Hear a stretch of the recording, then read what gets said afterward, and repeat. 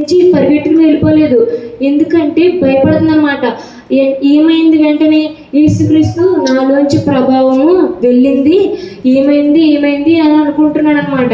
అయితే ఆయనకు తెలుసు ఇదంతా ఒక విధంగా మిరాకిల్ జరిగిందని.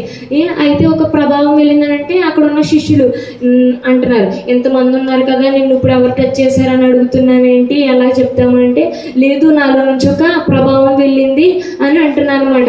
అయితే ఆమె భయపడుతూ అక్కడికి వచ్చి చెప్తుందనమాట, ఇంకో నేనే నీ వస్త్రాన్ని ముట్టుకున్నాను, నాకు ఇటువంటి ప్రాబ్లం ఉంది అని మొత్తం చెప్పిందనమాట.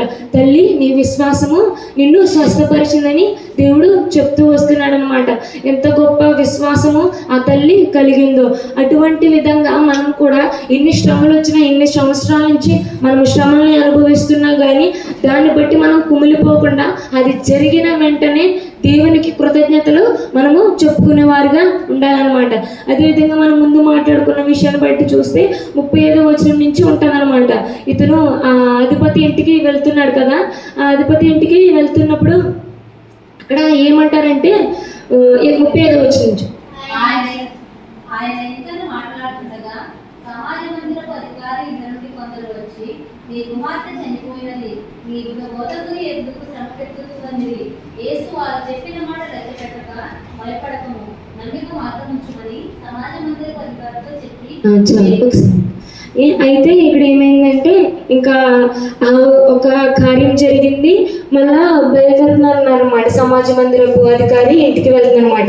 ఇంటికి వెళ్ళక ముందే అక్కడ ఆ పాప దగ్గర ఎవరైతే ఉన్నారో వాళ్ళు వచ్చి, మీ పాప చనిపోయింది, ఇంకెందుకు అతన్ని ఇబ్బంది పెడుతున్నావు, ఇంకా వెళ్ళిపోమని చెప్పు అన్నట్టుగా అక్కడ మాట్లాడుతుందన్నమాట. ఇతను ఏమన్నానంటే, ఇంకా యేసయ్య ఏమన్నారంటే, నువ్వు నమ్మిక మాత్రమే ఉంచు, నువ్వేమీ టెన్షన్ పడకు అని చెప్తున్నాను అనమాట. ఇతను తన శిష్యుల్ని తీసుకుని వెళ్తున్నారన్నమాట. వాళ్ళు ఓకే ఏడుస్తున్నారన్నమాట, ఏడుస్తూ ఉంటారనమాట. 39వ వచనం లోపలికి పోయి, మీరేలా తొలి చేసి ఏడుస్తున్నారు? ఈ చిన్నది నిద్రిస్తున్నదే కానీ చనిపోలేదని వారితో చెప్పాను. అందుకు వారు ఆయనను అపహసించింది. అయితే ఆయన వారినందరినీ బయటకు పంపివేసి ఆ చిన్నదాని తల్లిదండ్రులను తనతో ఉన్న వారిని వెంటబెట్టుకొని ఆ చిన్నది పరుండేమి గదిలోకి వెళ్ళి ఆ చిన్నదాన్ని చేయి పట్టి, తల్లి తాకుమి అని ఆమెతో చెప్పాను. ఆ మాటకు చిన్నదాన లెమ్మని మీతో చెప్పుచున్నానని అర్థము. వెంటనే ఆ చిన్నది లేచి నడవసాగాను. ఆమె 12 సంవత్సరముల ప్రాయం కలది. వెంటనే వారు బహుగా విస్మయం ఉంది. జరిగినది ఎవరికి తెలియకూడదని ఆయన వారికి గట్టిగా ఆజ్ఞాపించి ఆమెకు ఆహారం పెట్టదని చెప్పారు. అయితే అక్కడ ఉన్న వాళ్ళందరూ చెప్తున్నారనమాట, మీ చిన్నది చనిపోయింది, ఇంకా పంపించేయమని. అయితే విశ్వాసం ఉంచమని చెప్పిన తర్వాత వెళ్తున్నానమాట. లోపలికి వెళ్ళి చూడగానే అందరూ గట్టిగా ఏడవడం స్టార్ట్ చేశారనమాట. ఎందుకు ఏడుస్తున్నారు? దేవుడు ఎలా అన్నమాట, ఎందుకు ఏడుస్తున్నారు? తను నిద్రపోతుంది అని చెప్పారనమాట. ఇప్పుడు ఎవరైనా చనిపోయిన వాళ్ళు ఇంటికి వెళ్ళి అతను నిద్రపోతున్నారు, ఎందుకు ఏడుస్తున్నారంటే ఎవరైనా నమ్ముతారా? ఎవ్వరూ నమ్మరు. కానీ ఇక్కడ యేసయ్య అట్టి విధంగానే అపహసిస్తారు. అట్టి విధంగానే వీళ్ళు కూడా దేవుని మీద అపహసించడం స్టార్ట్ చేశారనమాట. ఏంటినా ఏదో మాట్లాడేస్తున్నారు అన్నట్టుగానే ఇక్కడ చూశారనమాట. కానీ దేవుడు ఆశ్చర్యకరుడని అక్కడ ఉన్న అతను నమ్మారనమాట.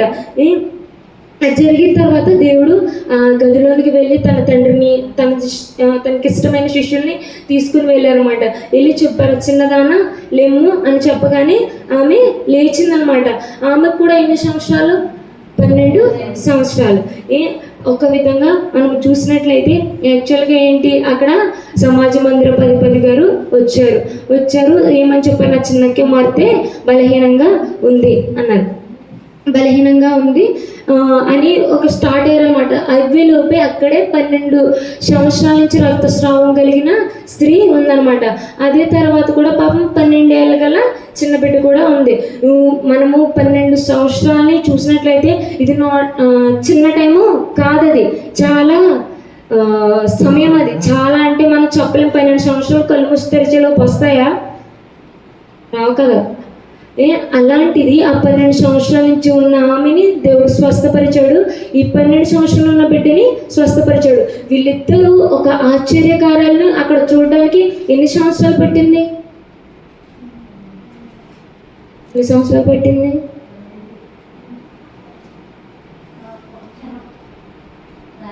ఆ కార్యం ఒక క్షణమే.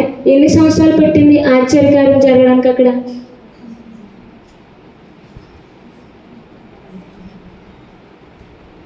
రక్తస్రావం కలిగిన స్త్రీకి 12 సంవత్సరాల నుంచి ఉంది. ఆ చిన్న బిడ్డకు కూడా 12 సంవత్సరాలే. వాళ్ళిద్దరికి కలిపి ఎంత టైం పట్టింది ఒక మిరాకిల్ని వాళ్ళిద్దరూ ఒకేసారి అనుభవించడానికి? 12 కలిపేస్తారా కొంప తీసి? 12 సంవత్సరాలే పట్టిందనమాట. 12 సంవత్సరాలు పట్టింది వాళ్ళు ఒక అద్భుత కార్యం చూడడానికి. అదే విధంగా నువ్వు ఇప్పుడు ప్రార్థన చేస్తూ ఉంటావు, ఒక విషయం నిమిత్తం నువ్వు ప్రార్థన చేస్తూ ఉంటావు. ఆ విషయము నీ దగ్గరికి రావాలంటే టైం పడుతుంది.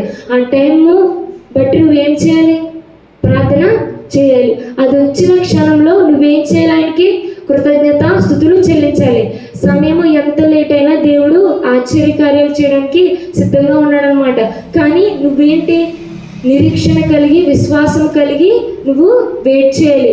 అంతేగాని నువ్వు ఎప్పుడైతే నువ్వు వదిలేసావో ఆ నిరీక్షణని, అది ఉన్న పాటిని ఎంత దూరం వచ్చిందో అక్కడి నుంచి వెళ్ళిపోతుంది అనమాట. నువ్వు ఆ హోప్ని, ఆ నిరీక్షణ నువ్వు నీ దగ్గర పెట్టుకున్నప్పుడు అది ఎంత మాత్రము వెళ్ళిపోదనమాట. నువ్వు విశ్వాసాన్ని, నిరీక్షణని నీలో ఉంచుకోవాలి. ఇటు విధమైన అవకాశం ఇచ్చిన దేవాదేవులకి అక్కకి వందనాలు చెల్లించుకుంటున్నాను.